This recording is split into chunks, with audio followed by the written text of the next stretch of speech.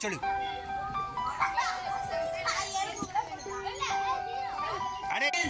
Kabaddi match. எல்லாரும் வாங்க. பாட்டு பாட்டு பாட்டு. இவர்தான் மடத்தி கணேசன். ஜூனியர்ஸ் களமிறங்குகிறார்கள். எல்லாரும் ஜூனியர்ஸ் பிடிக்குமா கையை தட்டுங்க. ஜூனியர்ஸ் பிடிக்குமா கையை தட்டுங்க.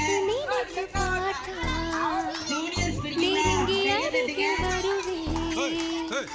உன்னாலே நானே வாழ்கிறேன்.